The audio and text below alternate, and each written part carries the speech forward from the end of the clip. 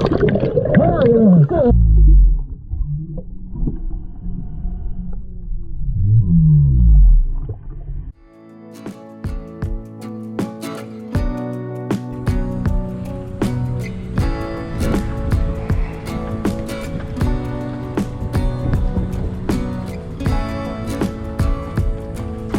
right, tell him hold up. Whoa. What's going on, D-Dot Spear Crew? Brock here. We've got another adventure here in Mexico Beach, Florida. Got the spear guns cocked, locked, and ready to rock. We got the lid ready to drop on the head, and we're gonna go kill them and get them. On the boat today, we got the crew. We got Gaines and Brandon. Got Sons of the Tallapoosa Nick. We got Heath. Yes, sir. And Heath's better half, Laura. But I can't get a good picture of Laura. There's Laura right there. All right, here we go. Y'all come go with us. I've heard tell that the sharks are about, so y'all may see some good shark footage this time. We just trying to catch a few bait right here in the pass, and we got a 21-mile run to our first spots. Hopefully the waves are gonna be low and we can kick it on up and get out there. All right, boys, I gotta tighten up. I already got to do this. Oh, you got a bumper. You got a hornbilly. Green's got two.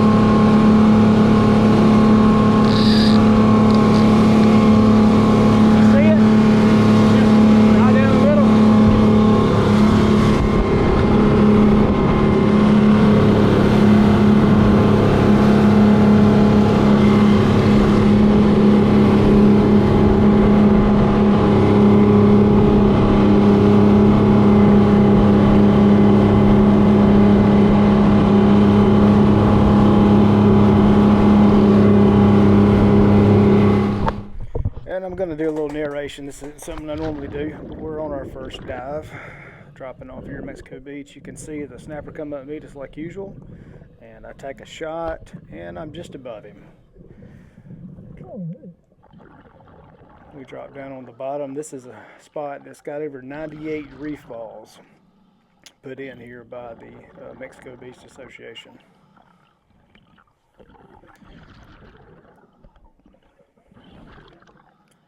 I'm just swimming along, scanning the bottom, looking in the reef balls, seeing what's popping in and out. Try to line up on a mangrove snapper. He dips into the reef ball, and I expect him to come out the backside, which he does, but he's just a little spooky. Just tons of small red grouper and small gag grouper on this spot. It's just amazing to live. You can see all the glass minnows. Lots of bait means lots of predators. Take a look inside the reef ball, looking for some slipper lobster. I have seen them on this spot before.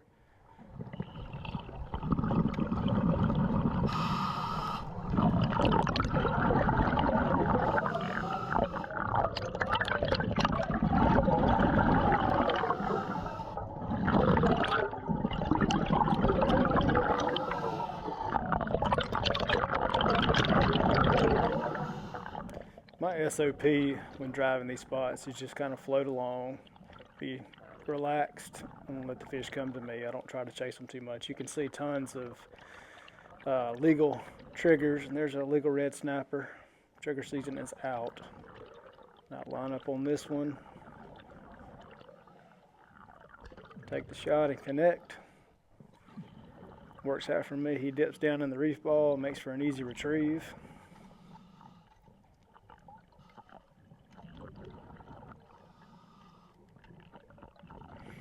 And I did forget my gloves. Usually I wear a left-handed glove to deal with the fish so I don't get spined too terribly.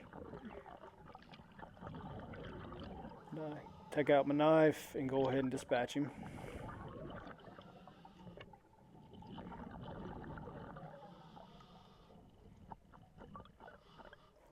It's about that time I realized I forgot my stringer. So I tell Gaines to swim over.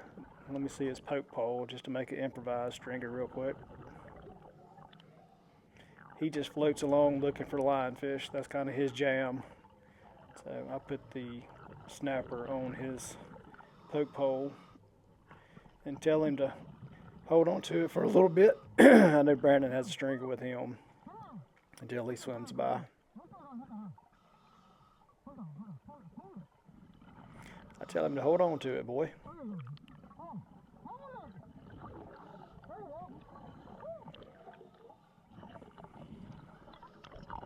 You can see Gaines looks like the real Slim Shady. But Brandon swims by and I grab his stringer,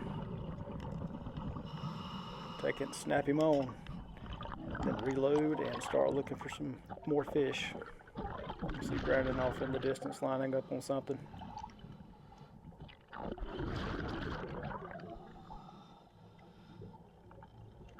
Mangrove.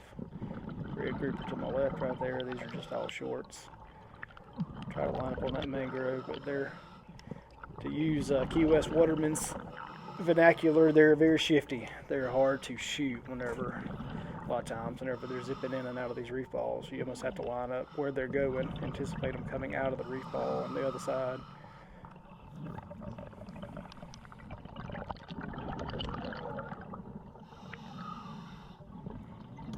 See, grouper lines up right there looking at me. I realize it's a gag. I line up for a second and realize what it is.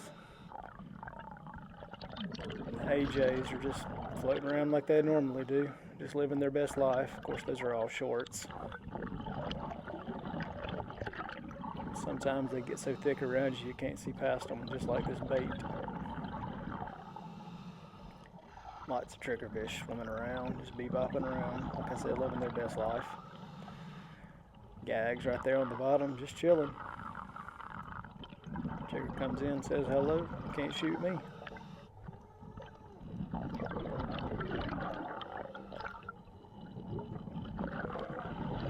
Gaines says, come here and look at this.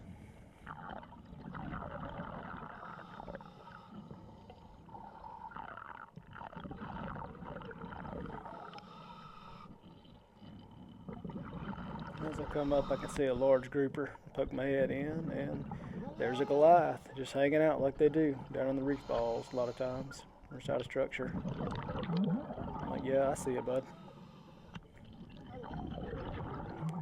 He says, I got some lionfish. I say, cool. Continue on my journey, just easing around looking. Looking for flounder on the bottom.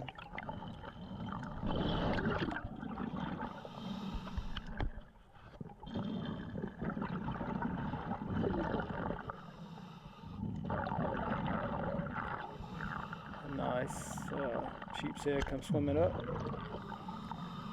Send a shot and connect. Again, I don't have my gloves.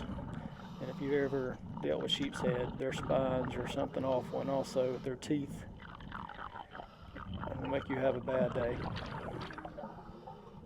I'm trying not to get impaled by those spines. This was not the best dive for me. I'm light. Usually whenever I dive with my steel tanks, I don't require any weight, but for some reason I was extra buoyant this day. So once I got to the bottom, I had to fight to get down, but once I was there, I was okay. But as you use air, you consume your air, your tanks get lighter and lighter, and you get more buoyant and tend to float up. So I forgot my lanyard with my stringer on it, forgot my gloves, so I was buoyant. My mask kept filling up with water, so it was not the best dive.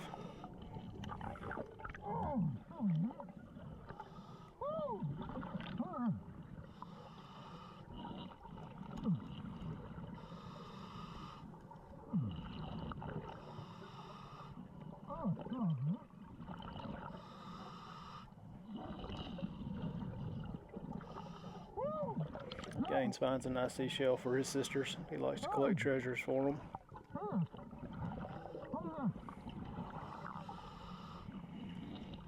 Tell him to hold the stringer so I can get this mess loose. When I first started spearfishing when I was 15 years old, a little guy gave me some advice. He said, "Is that cluster down there? Once you shoot your spear gun, lines get tangled up. Just take your time. If you get in a tangle, and work your way out."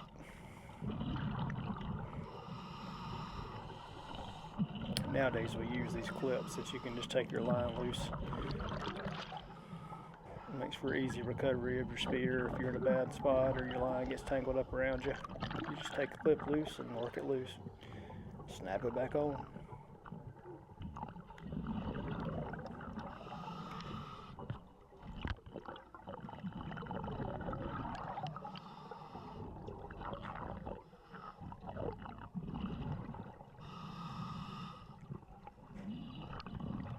You can see I'm floating up off the bottom. I'm too buoyant. Need about 4 pounds of weight, which on the second dive I do put my weight belt on. It's a much better dive. Normally, like I said, whenever I dive in skins or just shorts, I don't require any weight.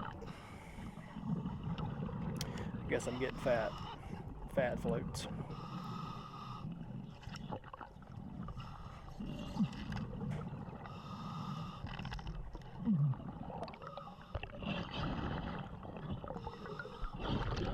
Back to the bottom.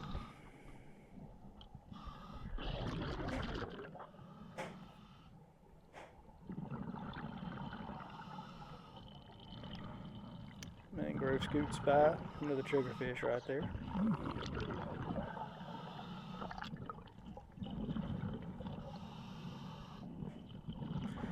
Find a nice premium anchor here in this reef ball, and I'm debating whether to throw it on my SMB and send it to the top.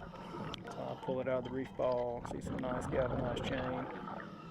All the while I'm making this dust, this red grouper comes swimming up and checks me out. They're very inquisitive, especially if you're making a lot of dust or sand off the bottom. They'll come check you out.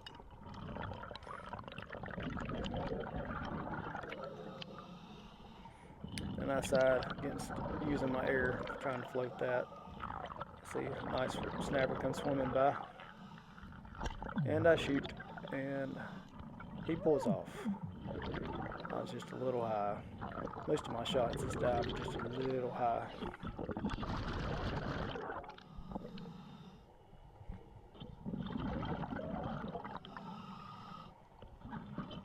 I hate to wound a fish, but sometimes that happens. He'll survive that little wound.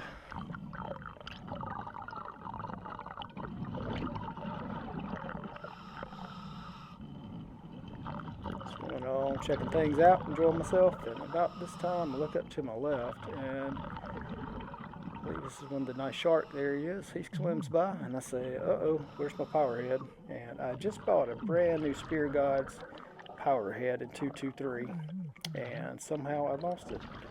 I had my shotgun bandolier on my wrist, and it had come out, so I'm without a power head. So I spin around and go back, find the guys, let them know there's a shark about. So let's go get Gaines. He has his head in a reef ball, trying to shoot a lionfish. There's a shark, son. Let's go. Oh, and there's a Goliath as he swims by. When you're floating up in the column, and these glass minnows come by, it's not a real great feeling because you can't really see past them because there's so much reflection. The camera doesn't really do it justice because they do impede your vision.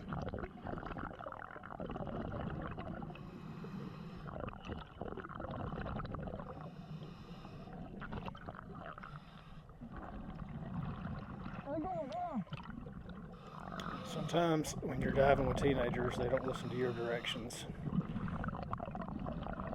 So I expect Gaines to be below me, and I look down and he still has his head in a reef ball.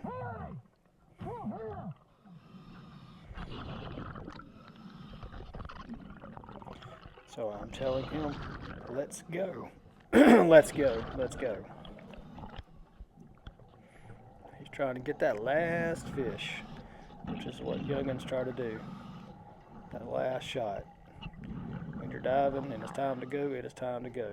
Whether it be for predatory reasons, for sharks, or your gas is low or something's going on, and one of your dive crew says it's time to go, then it's time to go.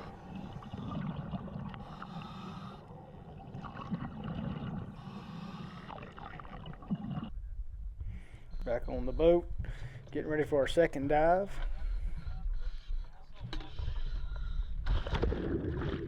And we'd spent about 2 hours on the surface. This dive is about 3 o'clock in the afternoon, 3:30 in the afternoon. I've dove this spot quite a few times. I know it pretty well. It's an old barge and lots of pipes. Usually holds tons of bait.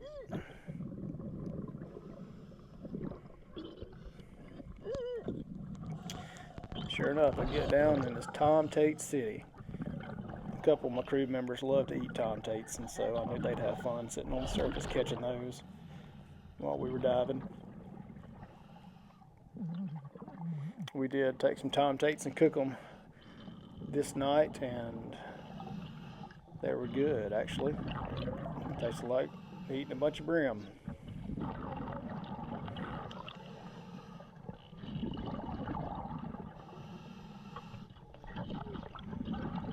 On this dive, I wish I had a dive light with me, but mine bit the dust a few weeks ago, and I ordered a new one. Diving, anytime you have a wreck like this and there's lots of shadows and it's late in the day, it's hard to see up under them, under the ledges and things like that, where mangroves like to haunt.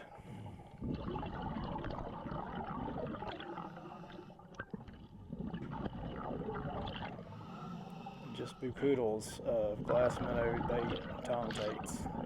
The walls of the bait got so bad at some points I couldn't see past the end of my spear gun, which is not a good feeling. I do not like to be in the middle of bait balls. See lots of short amberjack swimming around.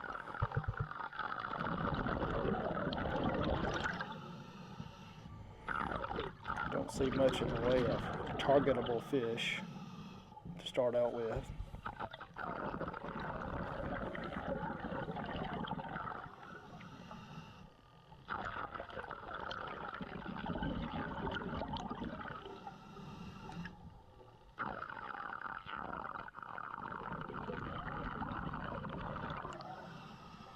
The AJs will get in your way too. They swim right at the end of your spear gun, just in a wall of them.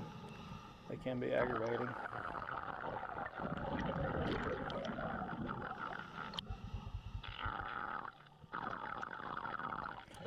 At this point, I'm trying to look through the Tom Tate ball. That's what you do, swim along when you have this many bait around. You try to look through the wall of bait and see what's going on. Gaines spots a Goliath swimming away from him right there. He said it scared me for a minute. It's like, yeah, he was big.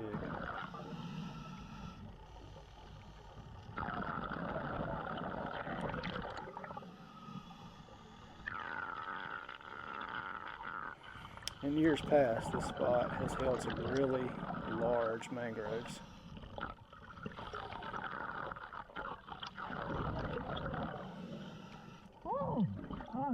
Take a look at the sea slug, sea snail, whatever they're called.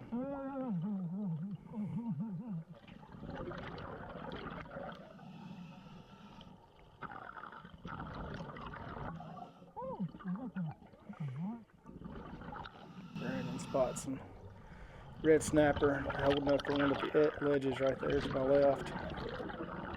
Turn and see one just as he swims out past me.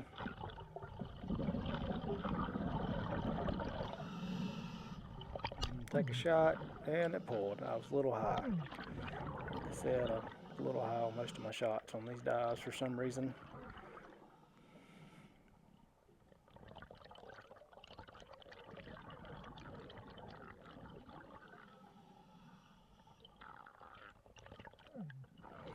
Sometimes you're on and sometimes you're off. I was about 50-50 on this dive as far as shots and connections.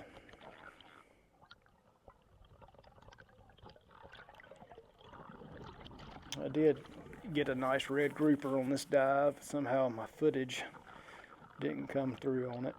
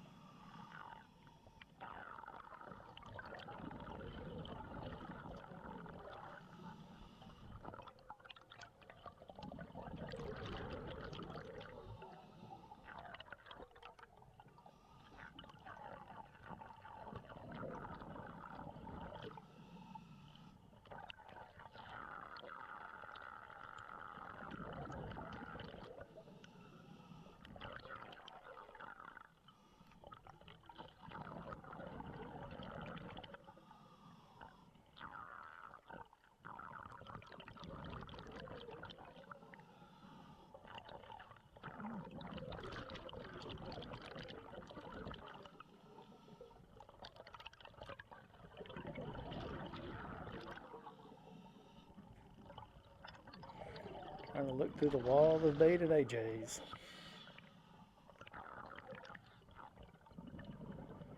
A lot of times flounder lay down in between these pipes, so I'm taking a look for those. We did see a really nice one that gained spooked, but he got up under the pipes before either of us could get a shot on him.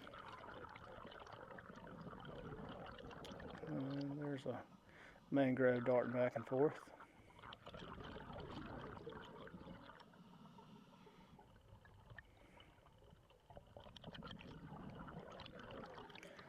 Oh, Mr. Toadfish swimming along. Swing and a miss on a mangrove.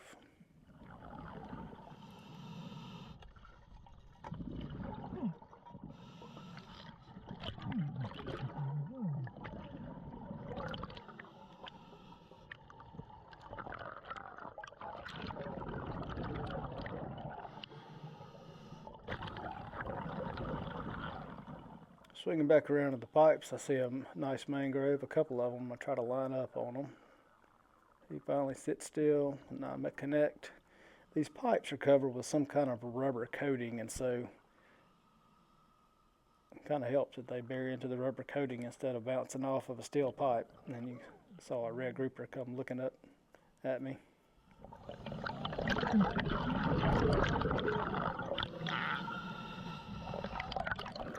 Make way over to Gaines and tell him to check his air. It's like, all right, it's time to go.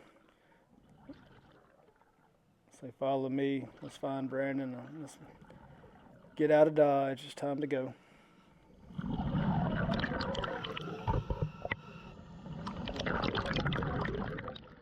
So as we're ascending, this is where things get interesting. You can see the AJs floating around behind us, and all of a sudden I hear Brandon grunt, and I look to my right, and a bull comes swimming by, and then right behind him are several more. These dart out of the distance, and I start poking at them because they were just at the end of spear length.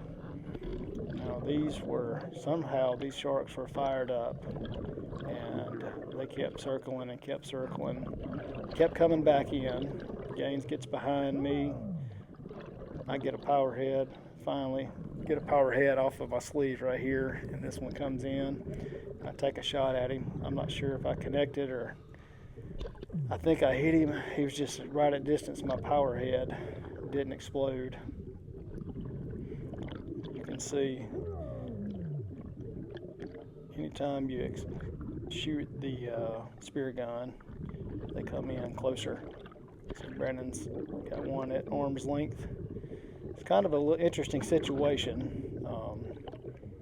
Not had 4 or 5 bulls just circling. Of course, we popped up to the surface and told the boat, come on in a hurry. I tell Gaines, go ahead, swim for the boat while I protect everybody's 6.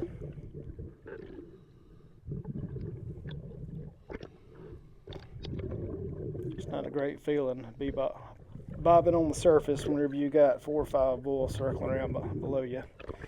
Of course, they wanted my fish, but I was not going to give up my fish. So I chunked them up out of the way. Look back under, and there's a bull right there behind Brandon, and I'll let them get on. I'm holding on to the dive rope, the tag line, feet out, spear ready.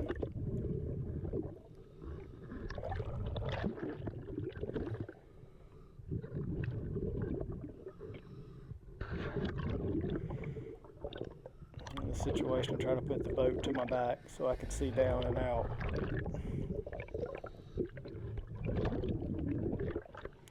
As soon as I see Brandon's feet clear, I swing around, pass my gun up. It was still loaded. This is not something I typically do. It's not a safety practice, but I was trying to get out in a hurry. Try to point it to the side, keep it just like a firearm, keep that barrel pointed in a safe direction. And I get out. Check out Sons of the Tallapoosa for another view of this trip. Here's a little blooper. What's going on, Deep Dive Spear Crew? Brock here. We're on another adventure. We got the spear guns cocked, rocked, and ready to, let me start that again. Cock rock. Yeah. Cock locked and ready to rock. If you like this content, go ahead and subscribe. It doesn't cost you anything. If you like the voiceover, drop a comment. Let me know. Remember, Deep Dive Spear Crew, there's nothing too deep.